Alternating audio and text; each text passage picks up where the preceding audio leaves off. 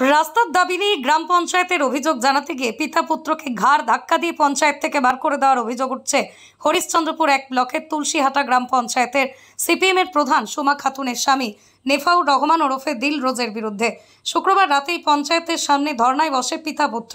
এরপরই শনিবার পঞ্চায়েত প্রধানের বাড়িতে পাল্টা চুরির অভিযোগ উঠছে পিতা পুত্রের বিরুদ্ধে। আঙ্গারমুনি গ্রামের ফিরোজ আলীর বাড়ি থেকে আব্দুস সালামের পুকুর পাড় পর্যন্ত প্রায় 40 মিটার একটি কংক্রিটের রাস্তা নির্মাণ হচ্ছিল। আব্দুস সালামের জায়গার সামনে আসার আগে রাস্তার কাজ বন্ধ হয়ে যায়। এই নিয়েই স্থানীয় মেম্বার সালমান আলীকে জানিয়ে কোনো ফল না হয় শুক্রবার বিকেলে সালাম ও তার পুত্র সাহিল দুজনেই স্থানীয় তুলসীহাটা পঞ্চায়েতে যান অভিযোগ করতে, কিন্তু তাদের অভিযোগপত্র না নিয়ে তাদেরকে ঘাড় ধাক্কা দিয়ে পঞ্চায়েত অফিস থেকে বের করে দেওয়া হয়। তারপরই তারা বিকেল থেকে রাত পর্যন্ত পঞ্চায়েতের গেটে ধর্নায় বসে পড়েন।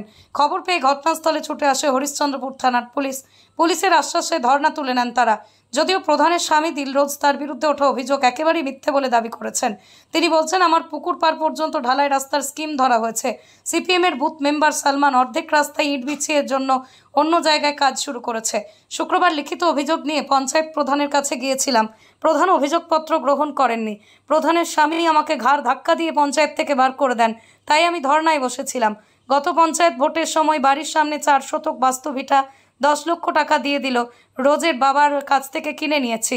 এখন সে জমি রেজিস্ট্রি দিতে টালবাহানা করছে, তাই দিল রোজ চক্রান্ত করে আমাদের নামে মিথ্যা চুরির অভিযোগ তুলছে। দিল রোজ বলেন, রাস্তায় বিষয়টি আমি জানি না, তবে তাদের সঙ্গে জমি সংক্রান্ত বিষয়ে কোনো লেনদেন নেই। শুক্রবার বিকেলেই পঞ্চায়েতে গিয়ে তারা আমাকে হুমকি দিয়েছিলেন।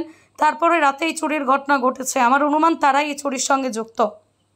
যে আমি এবং আমার বাবা কালকে 4টার দিকে, বিকাল 4টার দিকে আমরা পঞ্চায়েতের গেটে গিয়েছিলাম। ওখানে গিয়ে ভিতরে ঢুকে প্রধান সাহেবকে আমরা আমাদের কমপ্লেনটা জানিয়েছি এবং রিসিভ কপি চেয়েছিলাম। কিছুক্ষণের মধ্যে বলছে হ্যাঁ রিসিভ কপি দিব, আর কিছুক্ষণের মধ্যে বদলে যাচ্ছে, বলছে আর রিসিভ কপি দেওয়া হবে না, টাইম শেষ হয়ে গেছে।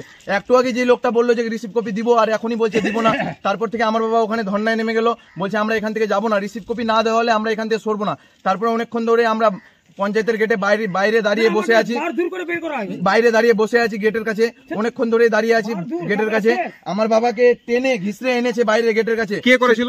সেটা দিলরোজই করেছিল। উপস্থিত থাকতে সেখানে প্রধান নিয়ে উপস্থিত ছিল না, তার হাজবেন্ড উপস্থিত ছিল। সেখানে উপস্থিত ছিল। তারপর থেকে আমাদেরকে গেটের কাছে যখন আমার বাবা এলো না, তার নিজের ভাই তাকে ডেকে আনছিল, কিন্তু আমার বাবা বললো যে আমি আসবো না, যে মিডিয়া আসবে, পুলিশ আসবে, সব এখানেই আসবে। তারপরে মিডিয়াও এসেছিল, পুলিশ এসেছিল। তারপরে ওখান থেকে পুলিশ এসে আমাদেরকে তদন্ত করে তারপরে আমাদেরকে যে করার করে নিয়ে তারপরে নিয়ে চলে গেল। বিবাদ কতদিন ধরে চলছিল? বিবাদ কিছুদিন না। আমাদের মেন সমস্যা হচ্ছে এই রোডটা সম্পূর্ণভাবে যাচ্ছে না কেন? যেখানে নকশায় দেওয়া আছে সেই নকশাটা কেন যাবে না ওখানে? এখানে পঞ্চায়েতের রেকর্ড করা জায়গা, কেন আমাদেরকে কেন রাস্তাটা হতে চাইছে না? এই স্কিমটা অন্য জায়গায় করা হচ্ছে। সম্পূর্ণ আমাদেরকে চক্রান্ত করে ফাঁসানো হয়েছে। কাল আমরা রাত্রে ওখান থেকে আসার সময় দিলরোজ আমাদেরকে সরাসরি বলে দিল যে তোমার সাথে এখন আমার পার্সোনাল দুশ্মনী স্টার্ট। সে বলে দিল যে দেখে নিব। তার সঙ্গে আমাদের একটা আগের লেনদেন ছিল যে আমার বাবা তার কাছ থেকে আমার বাড়ির সামনে কিছু অংশ কিনে নিয়েছিল, সেটা 4 শতক 10 লাখ টাকা নিয়ে। সে 10 লাখ টাকা নিয়ে আমরা জমি কিনে কাল আমাদেরকে হুমকি দিয়েছে সে রেজিস্ট্রি দিব না।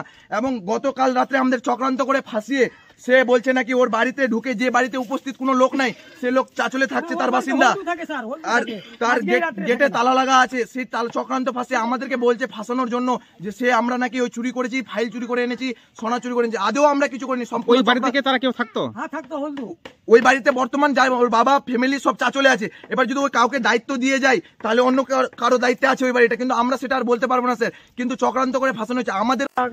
মানে আমি ওতে প্রধানের ইনচার্জে ছিল, ও তো এখন ফেসে যাচ্ছে কিনা বাঁচার জন্য আমাকে ফাঁসাচ্ছে এখন।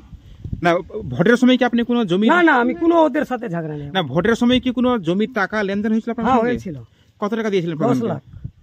ও নিজেই স্বীকার করে। কিসের জন্য টাকা দিয়েছিলেন? জমি কিনেছিলাম। তো জমিটা আপনার দখলে আছে? আমার দখলে আছে। আবার হুমকি দিল তো তুমি এখান থেকে না গেলে তোমাকে জমি দিব না। 10 লক্ষ টাকা কাকে দিয়েছিলেন আপনি? আপনি ওর বাবা ওকেও দিয়েছি। মানে দিলরোজকে দিয়েছিলেন? দিলরোজকে কিছু দিয়েছি, ওর বাবাকে। কোন জমিটার বাবু? আমার জমিটা ওখানে আছে, মানে এখন ইট পড়ছে।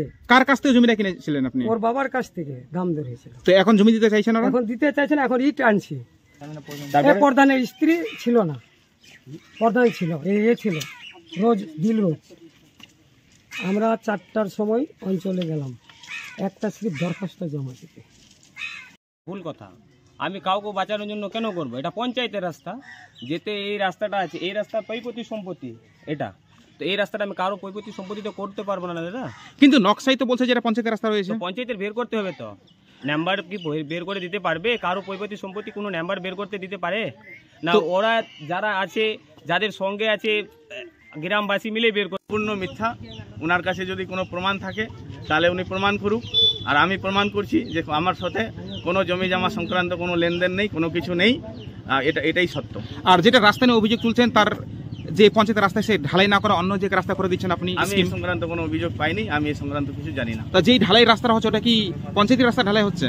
আমি এই সংক্রান্ত কিছু জানি না, যে কোনো রাস্তা নিয়ে কোথাও কোনো সমস্যা আছে আমি জানি না। তো কালকে যখন তারা পঞ্চায়েতে যে আপনি তাদেরকে ঘাড় ধাক্কা দিয়ে বার করে দিয়েছেন, তারা এরকম ধর্নায় কোনো বসেছিলেন? ঘটনা ঘটেনি। গতকালকে ধর্নায় ছিল না, এরকম কোনো ঘটনা ঘটেনি।